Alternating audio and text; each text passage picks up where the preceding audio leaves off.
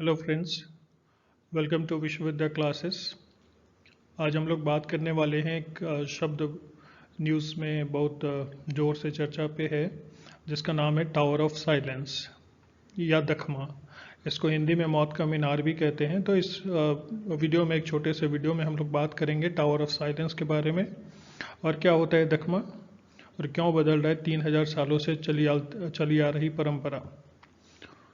तो बहुत छोटा सा वीडियो है, और आपके एग्ज़ाम के पॉइंट ऑफ व्यू से अगर देखें तो ये आर्ट एंड कल्चर का जो सब्जेक्ट होता है उसमें कवर करता है। तो आप इसे देखें और समझने का कोशिश करें। बहुत छोटा सा वीडियो है और बहुत एक्सप्लेनेटरी वीडियो है। तो आइए शुरू करते हैं। सबसे पहले हम लोग देखें कि ये चर्चा में क्यों है।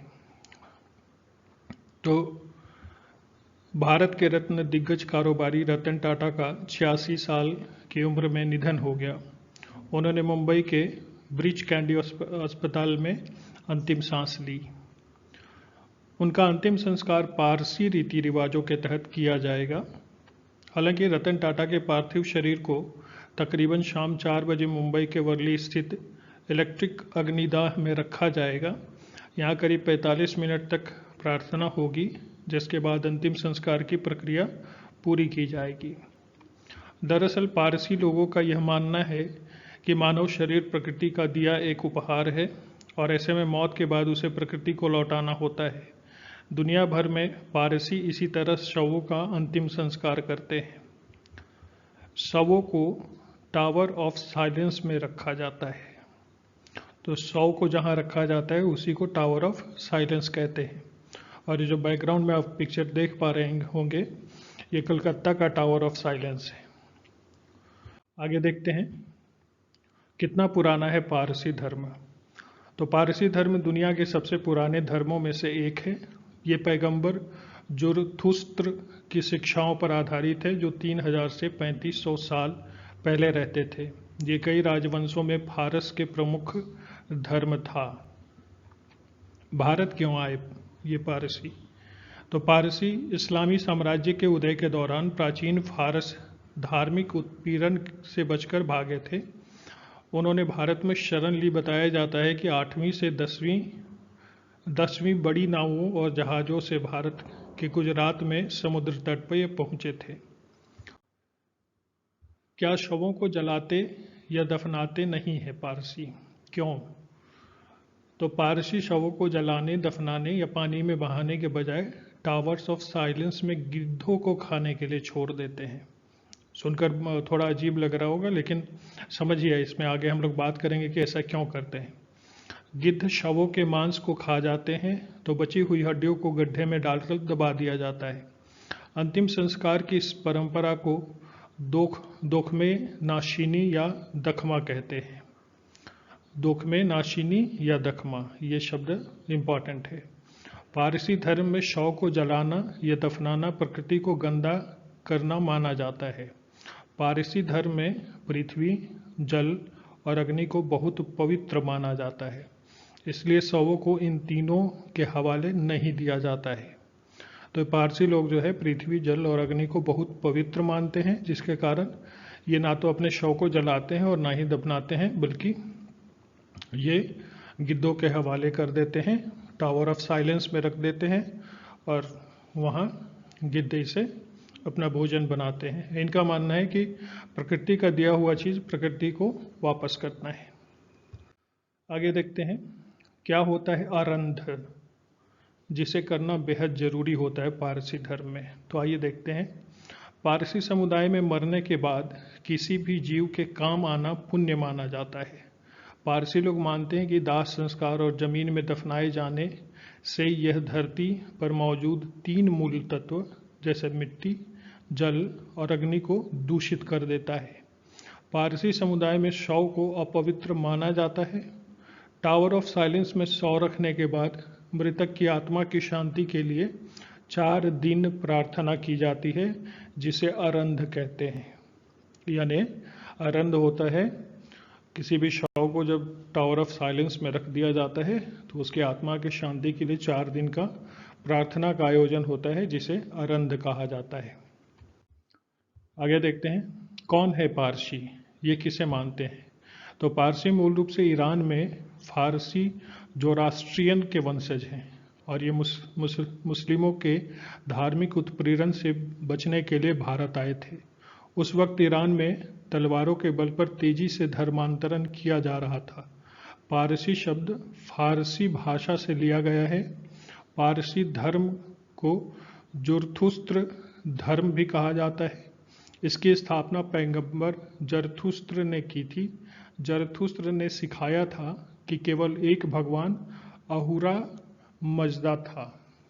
आप इनके भगवान का नाम यहाँ देखें, अहुरा मजदा। अहुरा का अर्थ है भगवान और मजदा का अर्थ है बुद्धिमान। पारसी धर्म दुनिया के सबसे पुराने एकेश्वरवादी, ये लोग एकेश्वरवादी हैं धर्मों में से एक है। पारसी भारत और पाकिस्तान में एक जातीय अल्पसंख्यक हैं। तो इनके भगवान का नाम अहुरा मजदा याद रखिएगा। अहुरा का अर्थ होता है भगवान और मजदा का अर्थ होता है बुद्धिमान। और पारसी धर्म के लोग एकेश्वरवाद में विश्वास करते हैं। ये आपके प्रश्नों के लिए इंपॉर्टेंट हो सकता है। आइए आगे देखते हैं। टावर ऑफ साइलेंस यानी मौन की मीनार जो हमारा विषय है, आइए समझते हैं इसको। तो बैकग्राउंड में जो आपको फोटो दिख रहा है ये टावर ऑफ साइलेंस है, लेकिन ये टावर ऑफ साइलेंस कोलकाता का है। सबसे खास परंपराओं में एक टावर ऑफ साइलेंस या दखमा है, जहां मृत शरीर को गिद्धों के सामने छोड़ दिया जाता है। यह प्रथा इस विश्वास से उपजी कि वायु, जल और अग्नि के तत्व पवित्र हैं, उन्हें दफनाने या दाह संस्कार से प्रदूषित नहीं किया जाना चाहिए। सड़े हुए पक्षियों के सामने शव का जाना दान का कार्य माना जाता है, क्योंकि यह इन पक्षियों का पोषण प्रदान करता है और शरीर को बिना किसी प्रदूषण के प्रकृति में वापस जाने की अनुमति देता है। तो ये इनका मानना था। आगे है कि पारसी धर्म के लोगों का मानना है कि जैसे ही मांस शरीर से बाहर निकलती है, शरीर अशुद्ध हो जाता है। मांस नहीं, सांस शरीर से बाहर निकलती है, शरीर अशुद्ध हो जाता है। शव को दफनाने के बजाय पारसी लोग पारंपरिक रूप से उसे एक विशेष रूप से निर्मित मीनार, जिसे दोखमा या मौन का मीनार कहते हैं, पर रख देते हैं ताकि वह सूर्य के प्रकाश में रहे, गिद्ध जैसे शिकारी पक्षी उसे खा सकें। मुंबई में इसके लिए 57 एकड़ में फैली हुई एक क्षेत्र को इसके लिए बनाया गया है, जहां शव को गोलाकार बड़ी सी मीनार के ऊपर रखने का काम किया जाता है। ये इलाका ऊंचे पेड़ों से घिरा है, इसे जंगल की तरह बनाया गया है। इसमें काफ़ी मोर हैं। इस शांत वातावरण में भारत के मुंबई के पारसी जोरास्ट्रियन अंतिम संस्कार करते हैं। अब गिद्ध कम होते जा रहे हैं, तो पारसियों के लिए चिंता का विषय भी है। अंतिम संस्कार की प्रथा को दोखमे नाशिनी कहते हैं। इसमें आप इसको जरूर रखिएगा याद, दोखमे नाशिनी इनके अंतिम संस्कार को कहते हैं।